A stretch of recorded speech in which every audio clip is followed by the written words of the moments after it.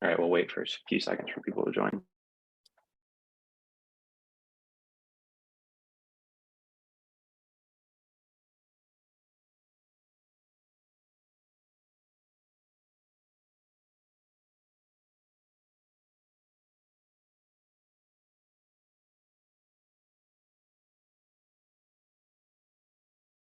Sounds like some people are trickling in, so we'll give probably about another minute and we'll get going at 1:05. Thanks for attending so far.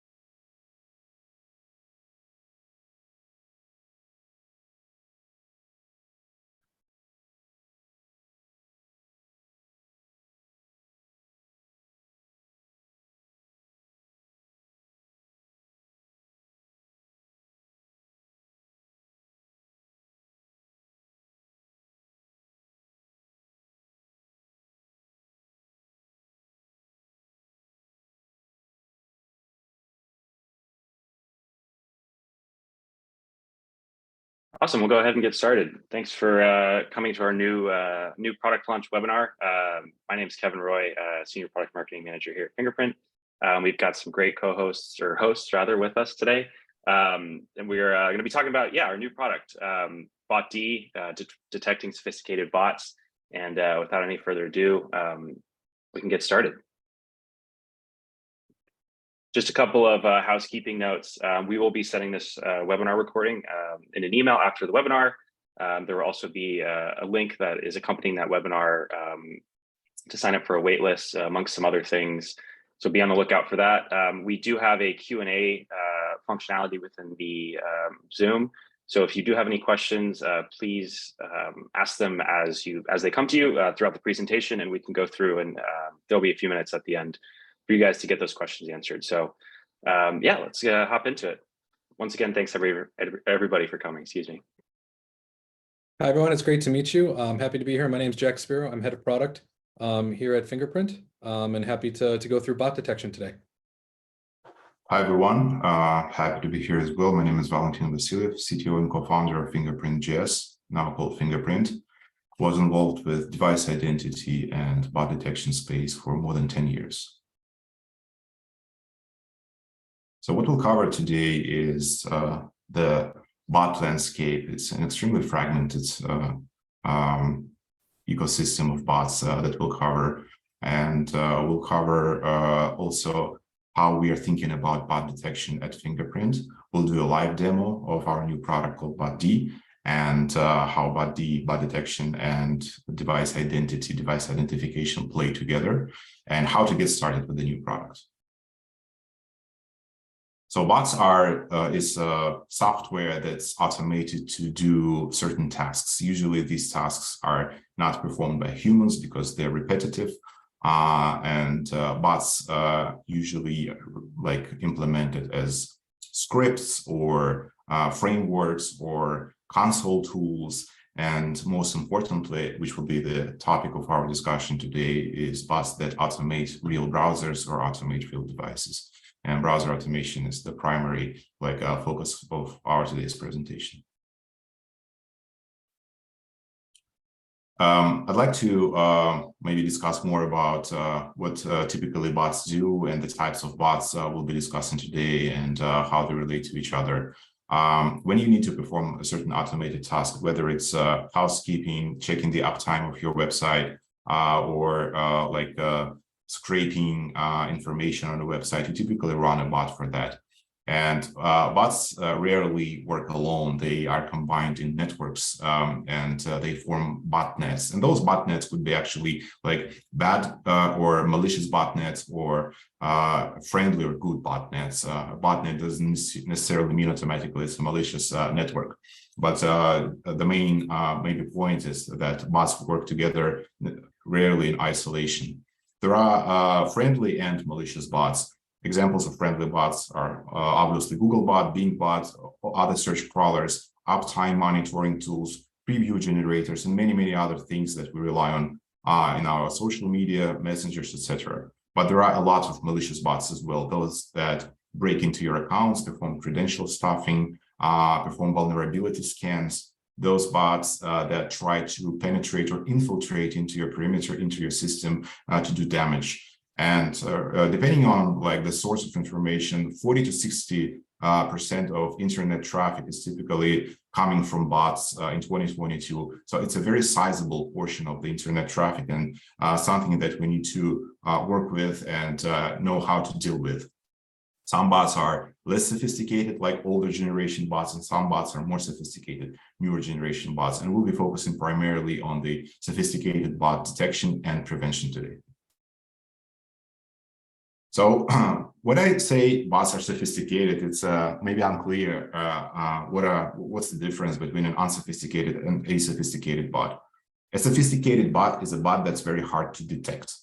By detecting a bot, you need to have the ability to tell if you're dealing with a person, a human, or you're dealing with an automated bot activity. And sophisticated bots try really hard to look like humans.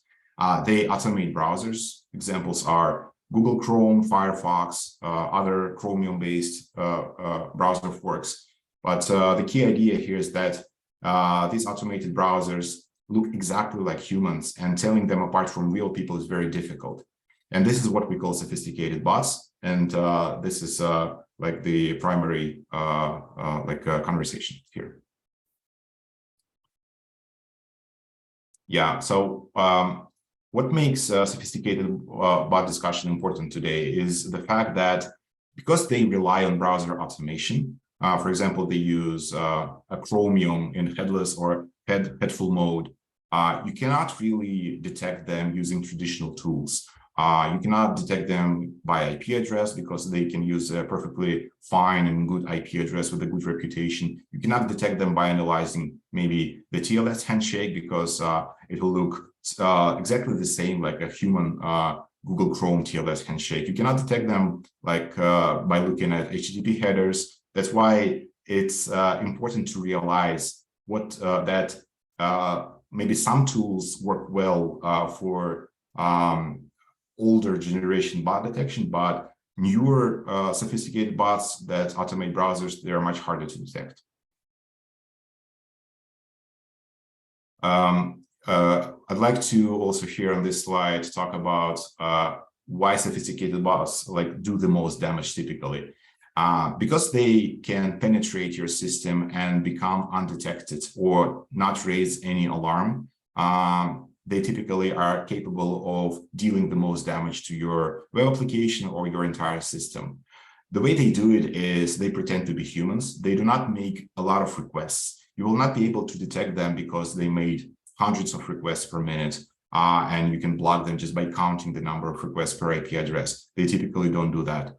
They are sneaky and inconspicuous. They mimic human behavior as much as possible. Like, for example, they would pull an IP address from an IP address pool, then use that IP address for, let's say, 20-30 minutes, a typical session duration. They would make a couple of requests, then download the information, process that information, then pause for 15-20 seconds, then make a couple of requests again. By looking at the network activity or your WAF statistics, you typically are not able to tell that these are not humans. They look like humans. They do random pauses. They kind of like repeat human behavior very accurately so that you don't really have means to telling them apart, in telling them apart from real humans.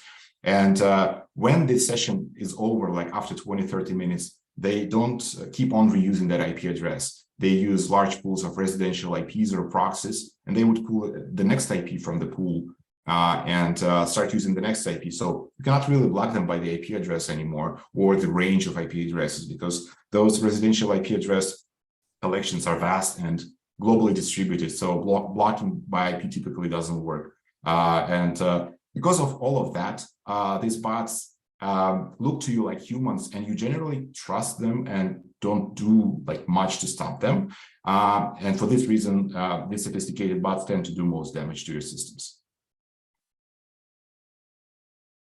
On this slide, we see traditional methods of bot detection and how it can miss sophisticated threats. So if you have an API endpoint or a web application, what you would do typically is use a web application firewall, or WAF for short.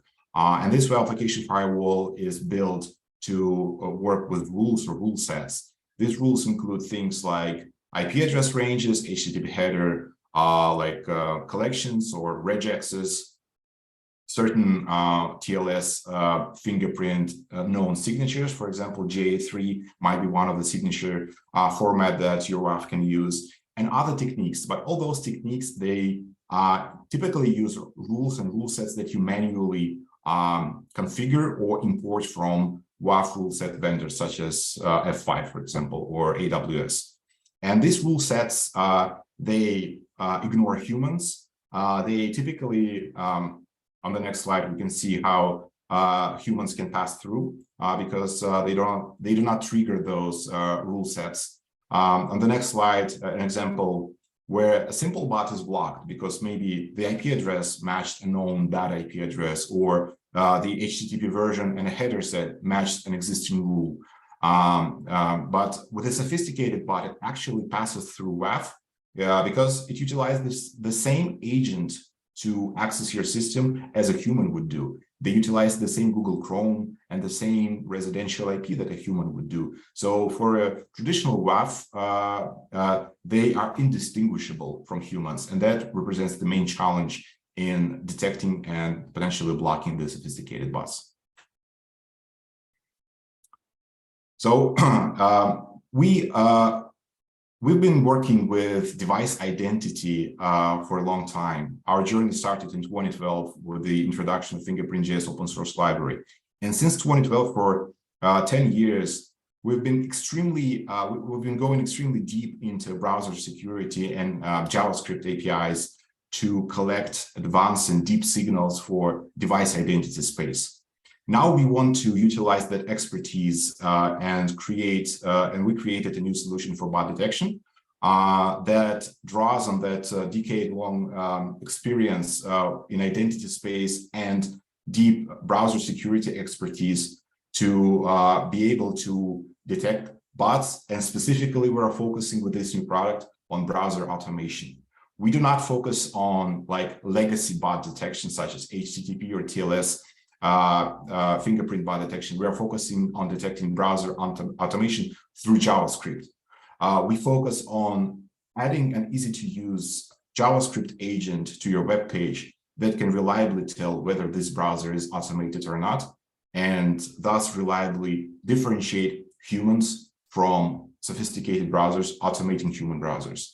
And this is an important distinction why first bot detection is a problem that we feel well positioned to solve because of all that expertise. And also it is very close to our existing Fingerprint Pro platform in the way how we do that, by collecting dozens of signals and combining them into hundreds of features, utilizing machine learning pipelines to classify each request and each browser session as either human or bot. And inside the bot, we can also tell if it's a friendly or malicious bot. And thus, we'd like to introduce a new product, and Jack will tell more about this product in the next slide. Yeah, so hi, everyone. I think Valentine's done a great job of laying up the problem that our teams have been working on solving hard for quite a bit of time now. Internally, we've been calling this code word for this new product BotD for bot detection. And our product and engineering teams have been very hard at work to try to use, again, these signals, these JavaScript signals for advanced and sophisticated bot detection. So in particular, right, we're saying that we have a unique ability, an advantage, given what we do today for creating high quality visitor ID signals to also leverage the intake of those signals to identify sophisticated bots. And why do we feel like that's so important for multiple businesses, especially internet businesses, is because it's about that security and revenue and the damage that those sophisticated bots can do. They're more deadly than most in many ways. And so therefore we feel that we can leverage what we know well into this product, into this solution. To be clear, we mentioned WAF before, a web application firewall, and we want to be very specific here that what we're talking about today is identifying these bots, right? Especially identifying sophisticated bots. Our product at the moment is not geared, is not scoped to block those bots, but to really integrate within your WAF to then update those rule sets to not only identify and then leverage your current existing network infrastructure to block those particular bots. In many ways then, you can think of us as an additional security layer layered on top of maybe those legacy detection methods that Valentin mentioned earlier. And we're a higher level layer of security really geared for those sophisticated bots. And that's the value that we can bring to the table. And without further ado, we've talked a lot about the problem, a lot about what we can bring to the table and how we can use high quality signals to identify bots. But we'd love to show you the product and what our teams have at the moment. So we're very excited to talk about within our product where bot detection is and how you can use it. Here's the dashboard view. This dashboard view, nothing's changed much, but if you look on the left-hand side of the navigation, on the bottom left, you'll now see bot detection. You can click on that here. And from this view now, we have an overview of the trend line of what's been going on over time. That's kind of the first section, I'd say. And then the second section is this table of bot visits. Coming back to the top, what you'll notice is that we have the total number of visits. We have what we believe to be malicious, or we've identified as malicious bots, friendly bots, and then of course the total together would be including the humans. So you can see most of the traffic is in fact human traffic, but we do have say 10% on average that look to be malicious bots. This is the day view. If you come over here to the upper right-hand side and take a look at the filter by date, you'll notice that we have last 24 hours, last 7 days, last 30 days, last 6 months, and last year. We're going to jump into 30 days, and you can see that this traffic makes a lot of sense. Each one of these valleys here, maybe this looks familiar to you in the traffic that you have for your business, but this would be a weekend, right? And then this would be the weekday traffic. And so you can see humans are much more active actually during the weekdays, a little less active on the weekends. But these malicious bots that we see now at 9.5% on average for this month, this last month, they're fairly consistent. They're fairly consistent, hitting the site. I'm actually going to zoom in on a particular day just because I know it's got some interesting data to show you. We're going to go from the September 23rd to the 25th. And on this day now, you can see actually that we have a spike in bots, that there was, great, human activity, but then also we saw a spike in potentially malicious activity. The reason the friendly, you see here at a 0, is just because these friendly bots, or these friendly crawlers that you see every so often, they come, fairly few and far between compared to human beings and compared to malicious bots. I'm going to jump back to that 30-day view real quick and then go over not just the table, or sorry, not just the chart view that we've been looking at, but also the bot visits table. So from here, if we can identify what type of bot it is, we'll actually tell you the type. So this is just a set of headless Chrome that seem to have appeared. Again, these are the type that are malicious. We're trying to bring your attention, your focus to those bots that you'd be worried about. Here's where you can actually copy that IP address and go ahead and place that in your WAF. We recommend a time to live of 1 hour for best practices, again, because of all the dynamic IP address issues that Valentin has mentioned earlier. And then finally, the URL of where these bots being located. There's also the request ID, so you can use this to get more information via our API about that particular request that we identified as a bot, and then the date and time that it occurred. If you're also interested in learning more information on how to use this new capability, we do have a Get Started or Learn More section where you can have a quick start guide, and we have a bunch of documentation here, developer-focused documentation on how to leverage this new capability and incorporate it into your product. All right, so we're super excited. The team's worked really hard bringing this to market, and we've already had a couple customers working with us that have helped us hone the product and advance it for their needs. So I want to jump back to the value of why we did this and how we are actually enhancing device identification strategically with now this new BotD or bot detection capability.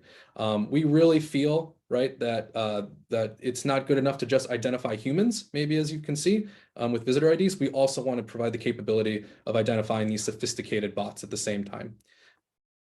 So one of the reasons, again, going back to this, why we think this is so important and why we think it's so strategic as a new product adding to our capability set is that it's really built, BotD is built on the same set of infrastructure and capabilities that our current visitor ID and fingerprinting capabilities are. So it's the same Pro CDN, it's the exact same agent with some tweaks. And then finally, the same API request even. So if you're leveraging us today for fingerprinting and for high quality, high accuracy, smart, unique visitor IDs, you can also very quickly start to enable and execute on detecting these sophisticated bots at scale. So again, very, very easy to turn this new capability on for your business and for your product if you're already leveraging us for fingerprinting today. And lastly, how would that work in practice? Again, we talk a lot about that it's easy to do, but what does it really look like? On the left-hand side here, you'll see there's one request flow. That request flow is only for identification. This might be what you're leveraging us for today, and that would just be generating a visitor ID. On the right, say you just would like to purchase bot detection, and you're not interested in generating visitor IDs, but you do find value in identifying sophisticated malicious bots. That would be the exact same flow, just a single request, and we can only do bot detection. But where we really think the value is, and where we really think it makes sense, where these products complement each other and really come together to become interoperable, is really the third flow here on the very end, where you have one browser request, and then we can actually execute bot detection. If that is a bot, and we believe it not to be a human, we can return that information to you. Then we can execute identification. So if it's not a bot and we believe it to be a human, right, then we can say, all right, here's the visitor ID for that unique human. So now we're not only providing unique identifiers at scale for human beings, but we're also allowing you to get visibility into those sophisticated bots that are on your site or on your product or on your sign up page or maybe on your marketing site.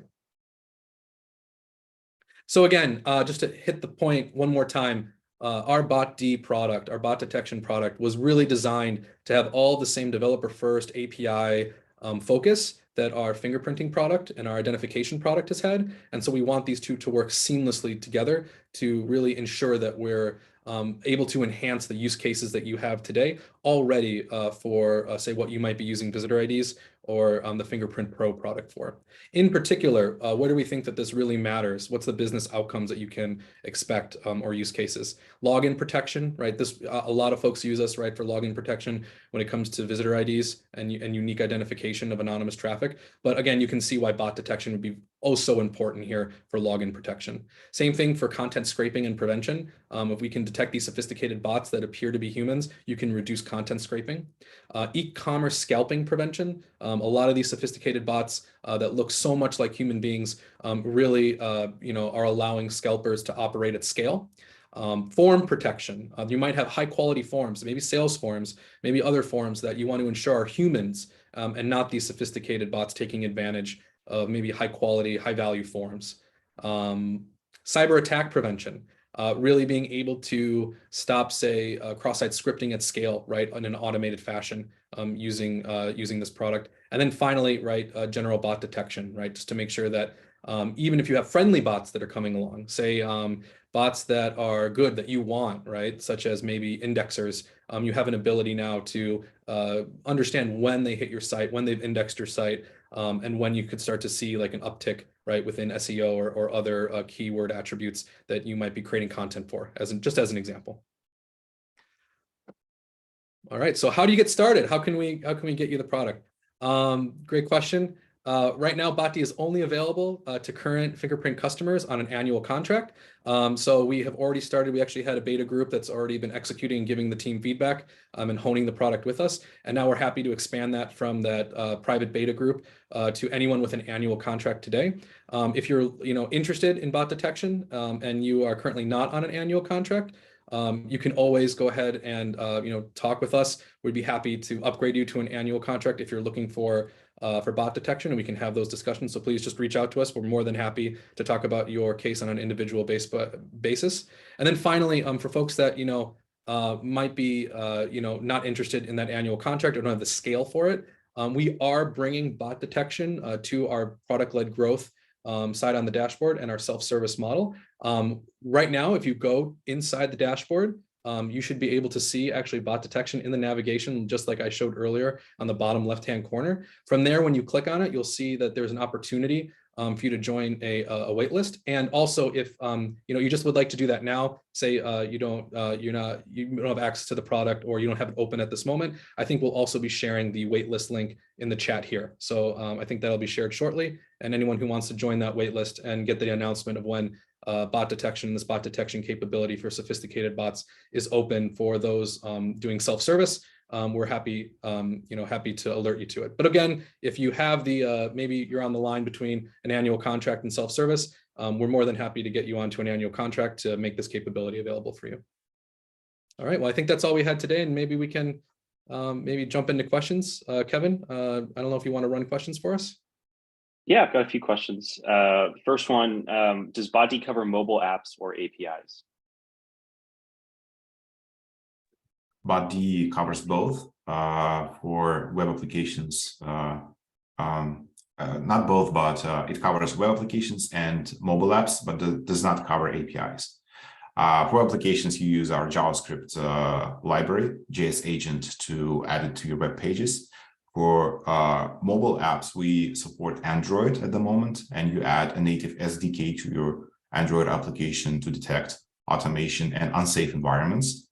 For APIs, we don't support that because our focus is primarily browser automation and JavaScript-enabled agents, typically Google Chrome and other browsers. So for API bot detection or API abuse, a traditional WAF product can be used. And BotD complements web application firewall. It works nice with WAFs like AWS WAF or Cloudflare, and you can use your traditional WAF to continue detecting API threats. Whereas when it comes to browser automation, you can delegate that to the BotD. Awesome, thank you. Another question, does BotD include a confidence score similar to Fingerprint Pro visitor IDs? Does not currently, but it's something that is on our roadmap. Right now, we are making that verdict or decision ourselves, whether we consider something malicious or friendly. In the future, however, we'll be expanding that verdict API to give you back the probability and the confidence score. Awesome. How can BotD be used to help protect MFA enrollment during account creation on web applications? If you use an MFA in an automated way, by trying multiple codes or by automating MFA input in any way, you can see that you can add BotD JavaScript to your MFA page when your second factor is performed. And there you can see whether this attempt to fill the MFA code was done by a malicious bot, and you can block that IP address for, let's say, 1 hour through your WAF API. And we have integrations with AWS WAF, for example. So you can say, I want to block that IP address for 1 hour because I know that this second factor was input from an automated browser, not a human, and this is very suspicious. So you need to use your WAF API to be able to block for a certain period of time. We've probably got one or two more. What is the typical percentage of sophisticated bots your clients have from the bad bots you see? Well, this question, I cannot say the percentage because unsophisticated bots, they don't reach BotD.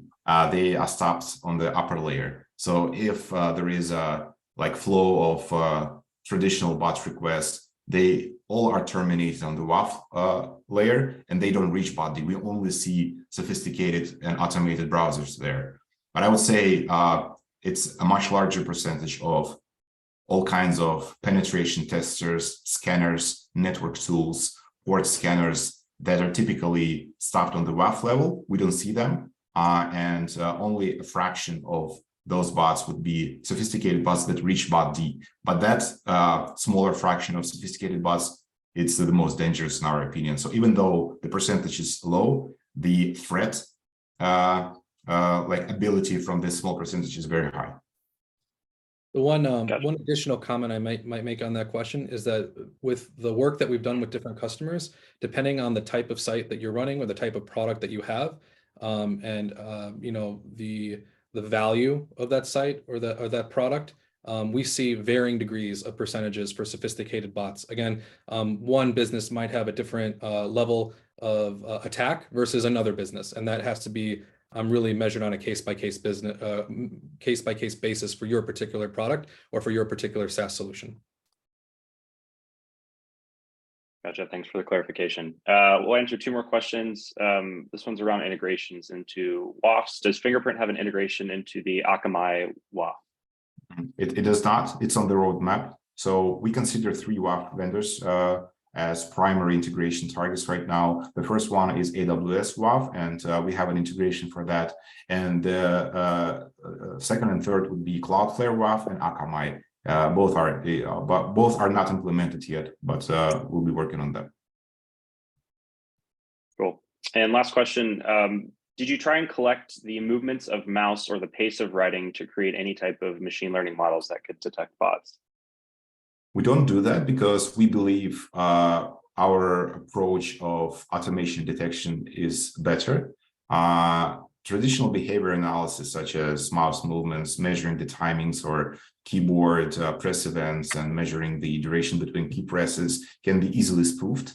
And for this reason, we think it's not a reliable method to prevent sophisticated bots from accessing your systems, because they can be programmed easily by randomizing those integrations within certain limits to look like humans. And thus, you're not able to, again, separate those sophisticated bots from real users because their key presses and mouth movements look kind of the same as humans. Our methods are different. We go deep into browser JavaScript security, JavaScript API, to find deep traces of automation there that are impossible to hide fully. And this is how our product works. Detect browser automation through security API traces or leftovers from automation, even when they're hidden or meant to be hidden. And this is like a differentiator for our product from all of the traditional behavior analysis bot detection products. Awesome. I've got one last question that just came in, and I actually think it's a good one that we could answer. But can you detect Puppeteer extra stealth?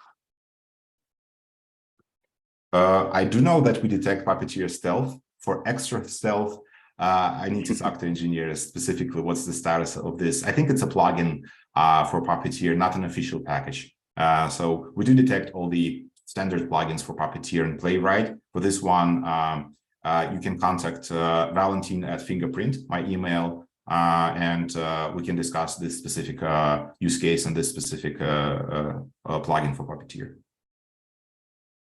Awesome. That covers most of them. Great. That will be the end of the webinar. I appreciate everybody who signed up for attending. Thank you very much. Also, thank you so much to Jack and Valentin for giving this presentation. We really appreciate it. And yeah, go check out our new product, BotD. Thanks, everyone, for attending. Thanks, everyone. Have a great day. Thanks. Bye. Bye.